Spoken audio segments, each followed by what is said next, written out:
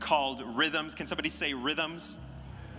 Rhythms. And I'm excited to share week 2 with you today. So if you've got your Bible, you can turn to chapter 2. I've got a word that I hope will create big impact in your life. Could, in many ways, transform your life. And so I'm excited to share it with you. Mark chapter, let me read it. It says, one Sabbath day, can somebody say Sabbath? One Sabbath day, and breaking off heads of grain to eat. So Jesus, his disciples, they're walking through a field, and it's on these heads of the grain to eat. And then there's some religious leaders that why are they breaking the law by harvesting grain on the Sabbath? Then Jesus responded to them, haven't you ever read in the scriptures what David allowed to eat? He also gave some to his companions. And then this is the big main part of this verse. This is the peak of the verse. It says, then Jesus said to them, the Sabbath was made to meet the needs of people, and not people to meet even over the Sabbath. So I've got a word for you today that I want to share, and I want to title it, I want to theme the message today, the gift of rest. Can somebody say the gift of rest? The gift of rest. 74% of parents that were surveyed felt at times too busy to enjoy. Pew Research said that they consider themselves modern day workaholics. Showed that in our day today that there is another symbol of status that is on the rise. And this status symbol that follows ourselves seem busy, and when other people seem busy, they seem to be more important. Their life seems to be, and they have traits that you and I would admire, like ambition and drive. And it actually goes on to talk about how many of, what do we say? How are you? Good? Busy? Right? Don't we say that? Isn't that what we've started adding? How are you? Busy, but I'm doing good. Got a lot going on. Been real busy. There was this book released called Humble Brag. And this, but hidden in like self-deprecation. And so like they studied humble brags that people on social media will humbly brag, is they'll say things like, oh my gosh, like I love my life, but I just need some rest because I am so busy. I have so many things going on. You know what I mean? Like they're humbly bragging like, oh my gosh, I'm so important, so much going on.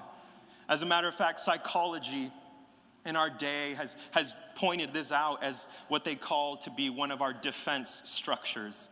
That what we do in our day, in our culture, is we tend to make ourselves busy to avoid difficult feelings. So it's not only something that we do so that we seem important, but it's also something that we are running away from. We run away from the things going on the inside of us, the turmoil, the feelings, the things that have happened, the things that we have not yet processed. They call them a defense structure. A writer for the Huffington Post says it this way. He says, in America, we are defined by what we do, our careers, what we produce. It's the first question asked at parties, and often the first tidbit of information we share with strangers.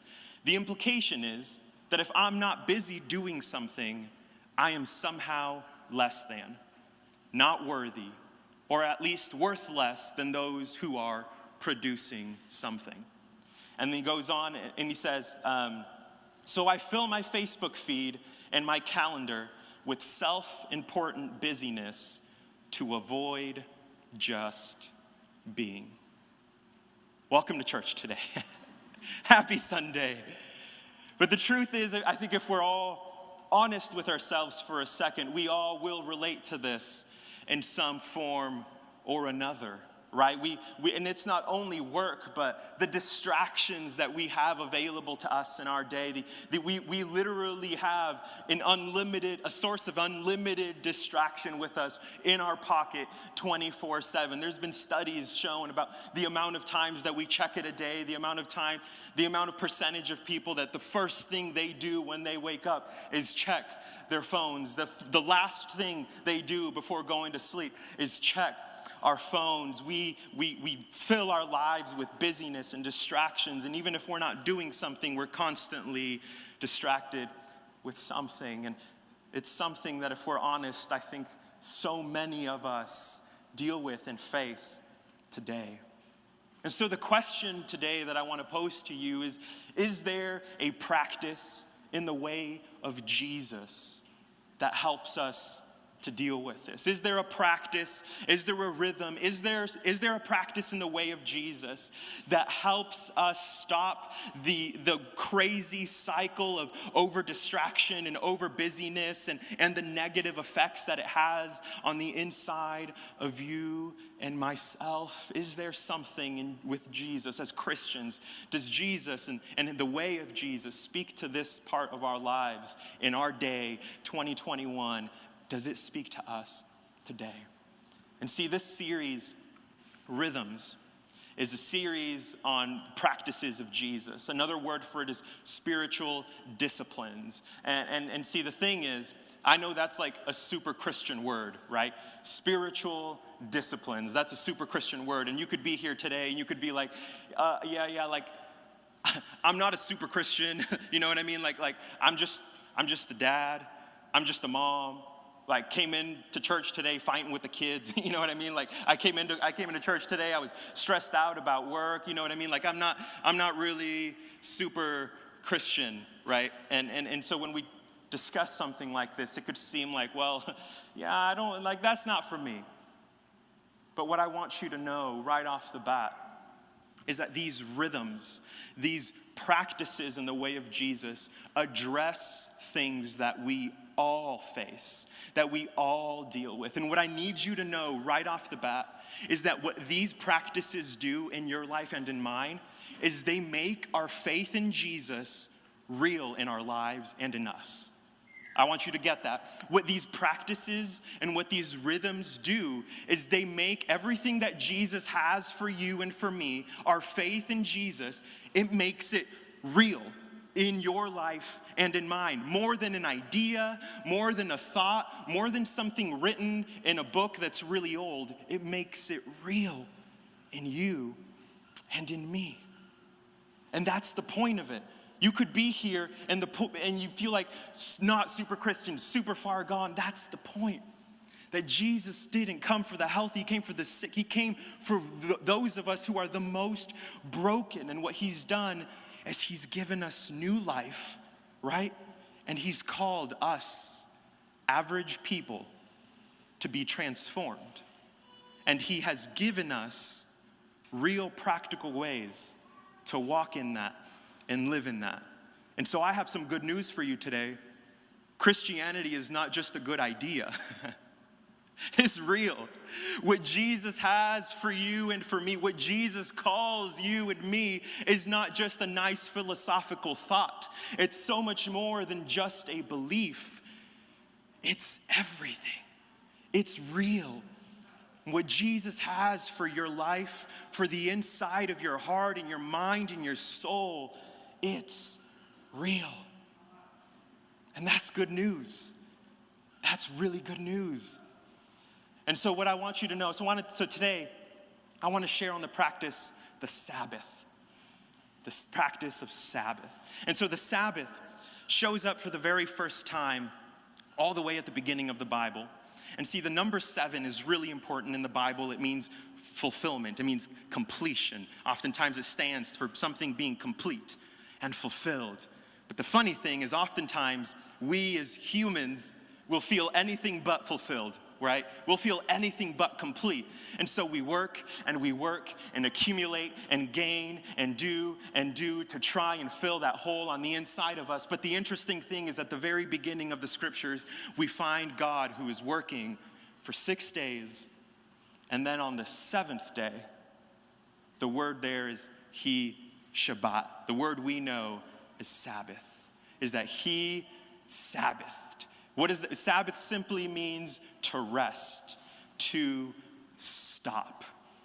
And so in our verse today, in our story we read today, it happens on the Sabbath. And Jesus and his disciples, they're walking through this field on the Sabbath, and the religious leaders start to get mad at them because they're doing work on the Sabbath. And the thing is that they're like, you can't do that. Stop doing that. And then Jesus, what he's trying to say is, no. You've started to miss the heart of this day. And so he says this, I want to read it to you one more time. He says, then Jesus said to them, the Sabbath was made to meet the needs of people and not people to meet the requirements of the Sabbath. So why does this have significance for you and for me? Well, see, what we don't know is we have lists of hundreds of rules that they would add to this day called the Sabbath. And it would have tons of rules, like one of them, and it kind of makes sense because categories like work and rest are pretty vague, if we're honest, right? Like, don't work, you gotta rest. Well, what does that mean? You know what I mean? Like, when does what I do become work? And they started adding all of these rules to it. Like, one of them was this is not a joke, this is like written in documents, like legal religious documents from this time period, where they were like, after a quarter mile, your walk goes from rest to work. So you cannot walk past the quarter mile on the Sabbath, or else you're breaking the law. We're not doing it according to the Sabbath. And so they would add all of these rules. And what Jesus was trying to say here is, no. You're missing it. You're missing what the Sabbath is. You're missing the point of the Sabbath. You're missing the heart of it. And in the scriptures, this day, the Sabbath, which I'll explain more in a second, but this day, what this Sabbath meant to be is four things. It was made to be four things. And first, it was meant to be a day to stop, right? It is that this day became important in the lives of God's people, and it was a day when they were supposed to stop. They were supposed to rest. They were supposed to delight, and they were supposed to worship. And that was the goal of Sabbath, to stop, to rest, to delight, and to worship. So, for example, what does that mean for you and for me? What is the Sabbath? Well, the Sabbath is an invitation for us to make some time to stop, to rest, to delight, and to worship. This is a practice that we are invited to. And so what does this mean? First, to stop. What does that mean? It means to stop work, stop the routine, to stop the grind, to put away the computer and the emails, to stop thinking about work, to make time, to pause. Next would be to rest, physically rest, mentally rest, emotionally rest. It means taking a nap. It means taking some time to rest your body, resting from problem solving, resting from frustrations, resting from worries, and then to delight. One misconception is that the Sabbath was made to be, there's like a downer day. Don't do anything, don't stop it. No. What the Sabbath was, and it was meant to be, is like a holiday, is like a week. Imagine Christmas, but every week without the stress. Sign me up. Yes, please. That's what it's meant to be, a day of delight. And so special activities, people you love, and then worship. A day to focus heart and gratitude on God. And so I have a few thoughts for you as we talk about the Sabbath today and how that relates to your life and my life and what that means and what does that look like? Does this apply to me, and what does that mean for my life? And so my first thought for you today on the Sabbath is the Sabbath was made for you. The Sabbath was made for you. And this was the main point of Jesus here, is that back then, what the Sabbath was, it was a law, right? Like God's people were in or out based on the Sabbath, because it was a sign of what was called their covenant. But for you and for me, because of Jesus, it's no longer, our relationship with God is no longer based on things like the Sabbath. We're not in or out based on keeping religious to-do lists, right? Because of Jesus, we are in by grace by faith through grace alone, because of this cross. But what the Sabbath is, it was made for you because it's a gift for you. It's not a law for you.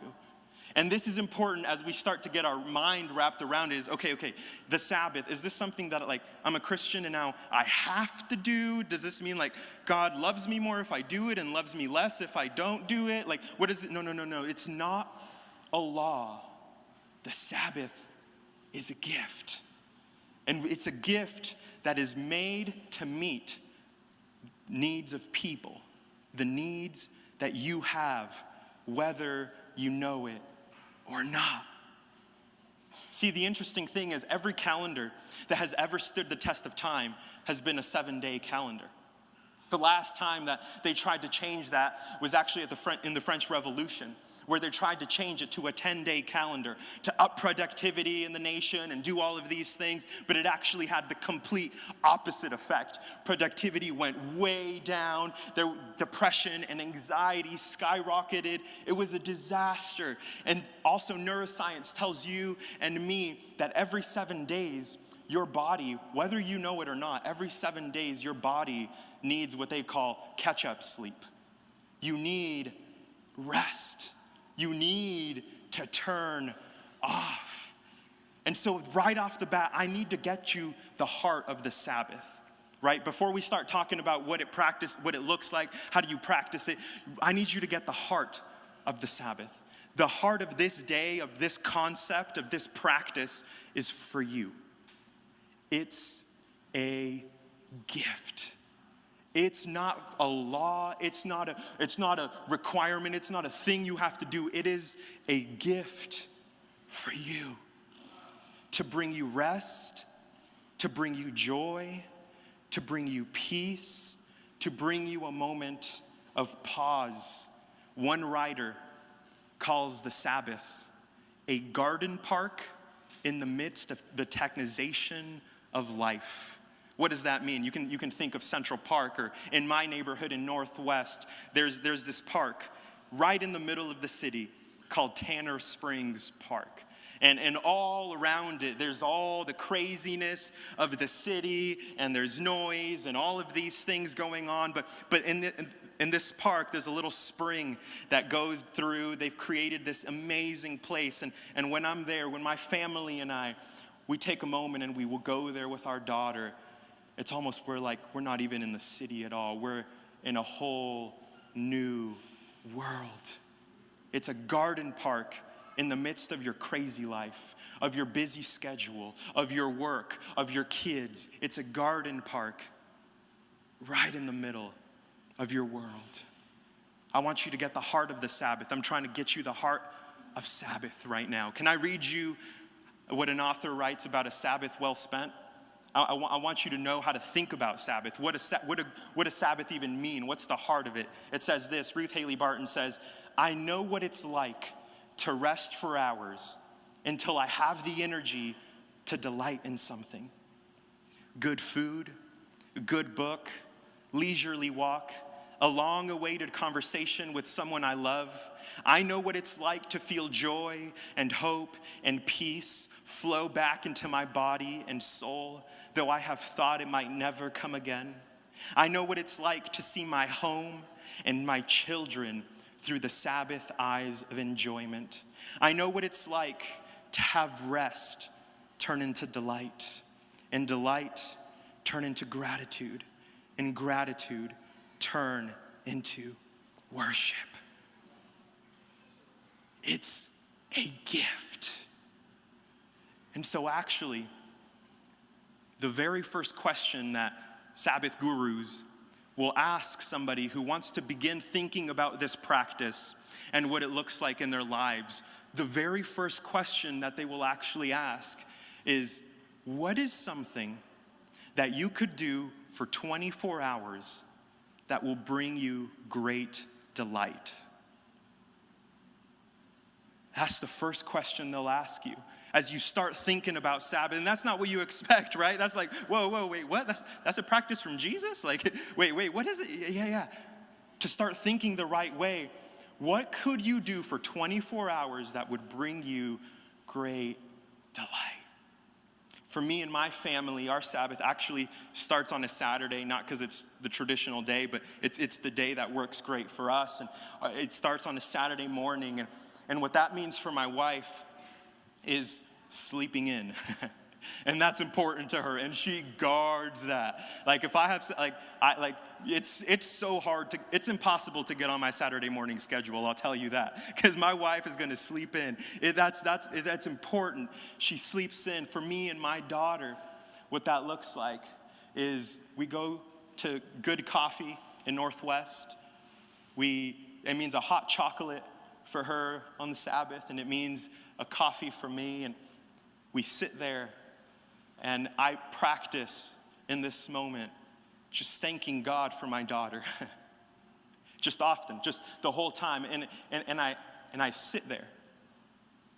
And it feels weird for me, especially in my line of work, to be at a coffee shop and not meeting with somebody or not working on something. But I just show up with my daughter, and we take a moment and we sit. Sometimes I read. Sometimes I do absolutely nothing but just sit with my daughter. And I practice breathing in and breathing out and breathing deep and thanking God.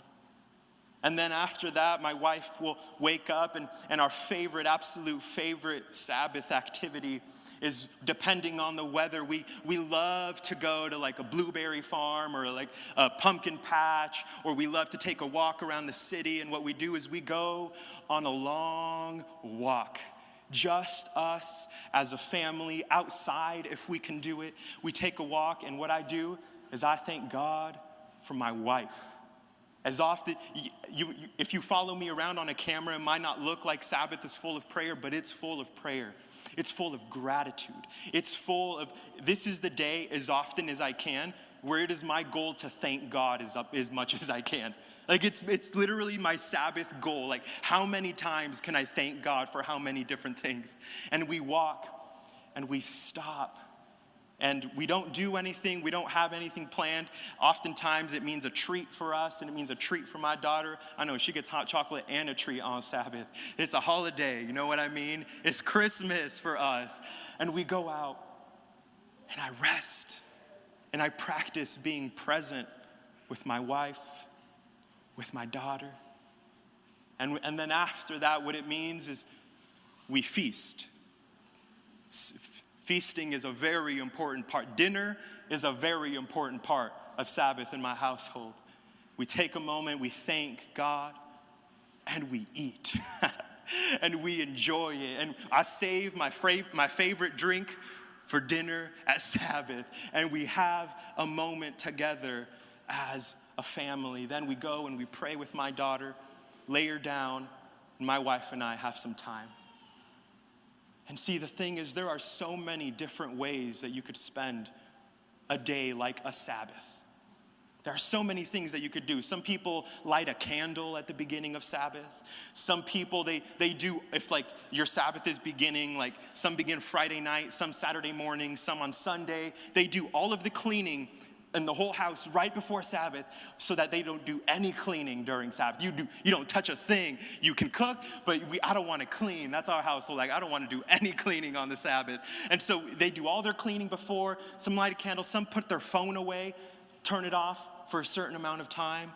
There's so many different things that you can do on this day. And you can start going into rules and, okay, what do I do? What does this look like? But the point of it, the heart of it is to make some intentional time in our lives, in your life, in my life, to stop, to rest, and to delight. So why? Why would I do this? Why would I take time to do this? What does this do in my life? Well, my second thought for you is the Sabbath is resistance against the way the world tries to shape you. The Sabbath, this practice in your life, is resistance against the way the world tries to shape you.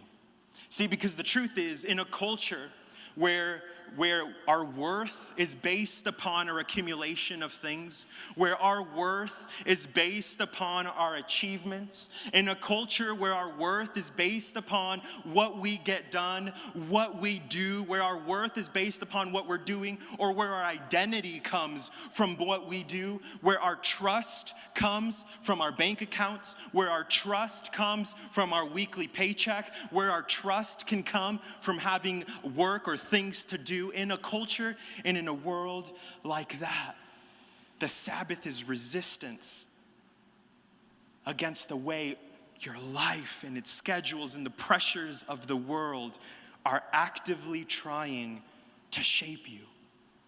See, because when we take a moment to stop, to pause, we remind ourselves that our identity is not in our doing. Our identity is not in how much we get done. Our identity is not in our accumulation of things and in our checklists. And our identity is not in how high up the ladder we can go. When we take a moment to stop, we remind ourselves that our trust is not in our bank account, that the source of our trust and our faith and our confidence is not in our doing, but it's in God. It is a moment, this garden park in the midst of your life, where you bring yourself back to the center, where you bring your identity, your trust, your faith, your mind, your heart, your soul back to where it belongs, to the center. We practice no longer trusting in ourselves. We practice no longer putting our identity in all of these other things, but we take a moment and we stop. We pause. And we put it where it belongs. A writer puts it this way. He says, Sabbath is about trust. Sabbath is turning over to God all of those things, our money, our work, our status, our reputations, our plans, our projects that we're otherwise tempted to hold tight in our own closed fists, holding on to dear life.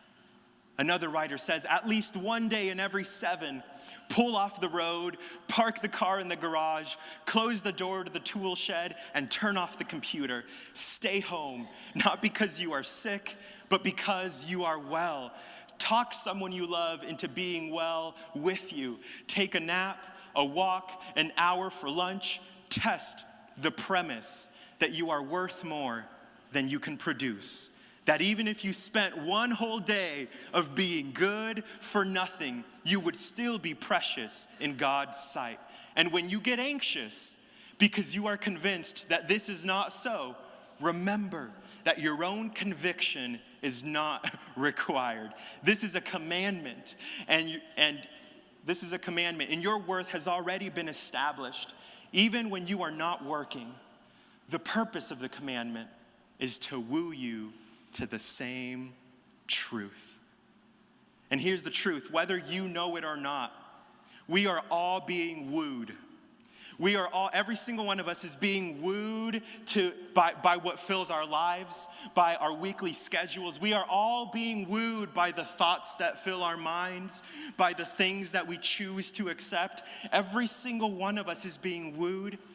But what the Sabbath does is it preaches to us. It shapes us.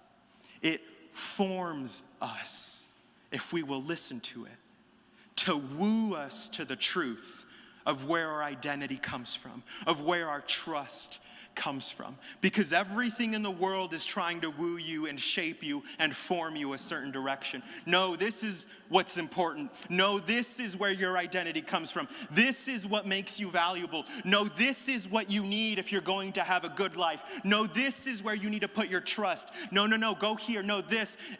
We are being shaped and formed We don't only get preached to on Sundays, we get preached to every day of the week. That's marketing's literal job, to preach to you what the good life is. This is the good life. This is what you need. Have this, get that. And what the Sabbath will do is it will preach to you if you listen to it. Not just with what you hear, but actually practicing it in your real life. It'll preach where your identity comes from, where your worth comes from, where your trust comes from. See, we can pray for peace, right? We can pray, God, give me joy.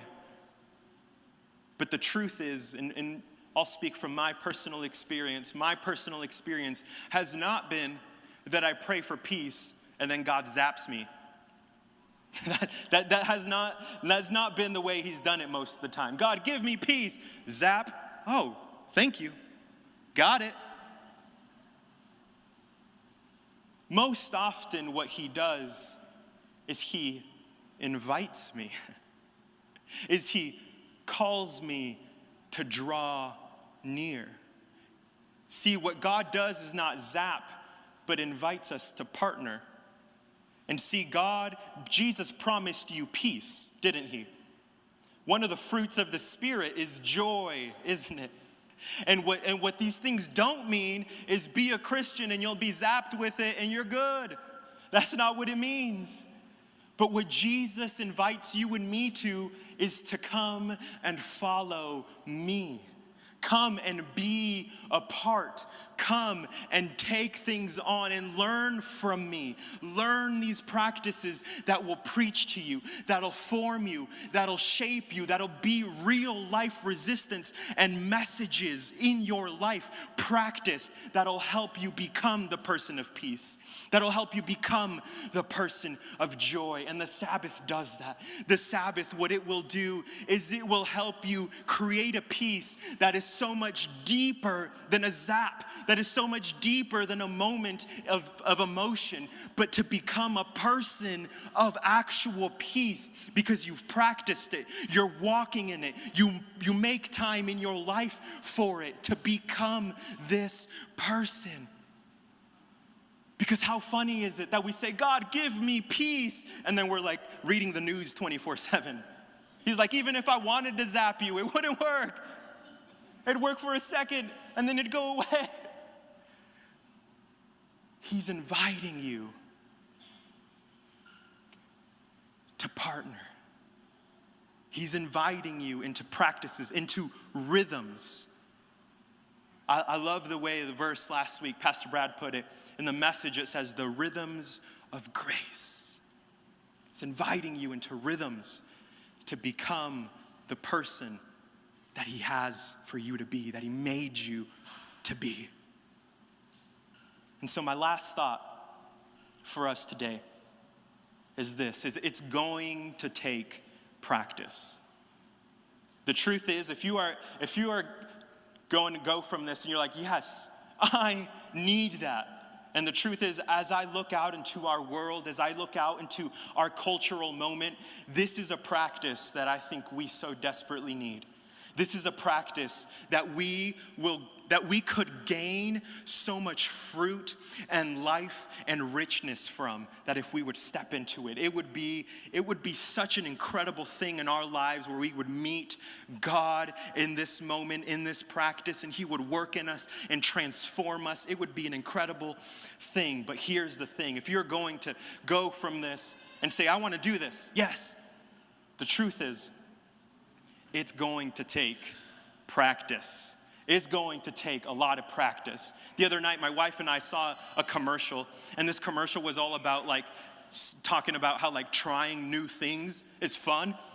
And it's so funny. Right after we saw this commercial, my wife and I looked over at each other. We're like, no, it's not. Trying new things sucks. I hate not being good at something. You know what I mean? I don't know if you remember the last time you tried something new. I was like, no, how about how about not? Like, I'll just do something I'm good at. You know what I mean? Like, I'm no thanks. Like, that's just my personality. Like, if I'm not good at something, I'm just not going to do it. Just bad. Pray for me. But the truth is, with Sabbath, it will be hard.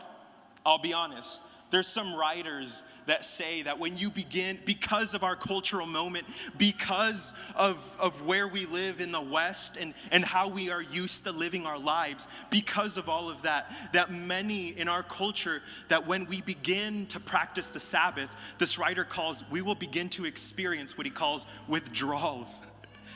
You will almost begin to experience withdrawals of busyness and distraction and the constant chemicals that are released in your brain from all of the constant activity. It's going to take practice because it's not normal, because it's so different, because it's so counter the way we have operated and lived for so long. And the truth is, you might be here and you might be a teenager, you might be in college, you might be a parent, you have little kids at home. I'm telling you, that one's extra fun. Have fun. Have fun Sabbathing with the toddler. But it's going to take practice, and it looks different in every season of life. But it's different. It's not going to be easy. One writer puts it this way, he says, the Sabbath is a gift we do not know how to receive. In a world of doing, going, and producing, we have no use for a gift that invites us to stop. But that is the original gift, a gift of rest. Another writer says, I think that either I'm making effort and working, or I'm resting. No, resting requires effort. I need to learn to do this. It's a gift to enter communion with God, to allow his refreshment to come into my soul and relax me. I don't find this natural or easy, but I find it good. And honestly, this might be the experience you have with Sabbath for a while. You don't find it easy.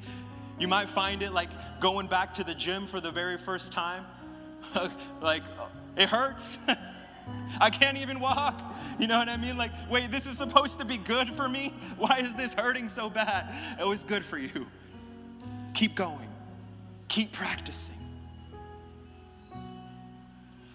So what could you do for 24 hours that would bring you great rest and delight? And that looks different in different stages of life. That looks different. I don't know what stage of life you're in. I don't know what you could do, how God has created you and made you. A good place to start is sleep, rest, an activity that fills you, an activity that you feel refreshed from, and a good meal. That's a good place to start. If you want to begin practicing this, start off your Sabbath with a family prayer. You can light a candle. Some people love lighting a candle. Start your dinner with a moment of maybe a little longer prayer with your family. But what could you do for 24 hours that would bring you great rest and delight? And see, the goal of this is that these practices are not an end to themselves, right? The goal of these practices aren't to just do them. The goal of these practices is that we would become the people that God is calling us to be. And I'm gonna go ahead and close in a moment, and the band can start coming up. But what the goal of these practices in your life and in my life is that you and I would be people whose hearts, whose souls, whose thoughts would be people where our trust and our identity and our peace and our joy is rooted in something that can't be taken away. And Jesus has that on offer for you. And if you're waiting for a zap, you might get it. I mean, God can do whatever he wants. But he's inviting you to become these people, to practice the way of Jesus, to practice these rhythms, to take on his easy yoke into your life, to follow his lead. Can we stand and can we pray?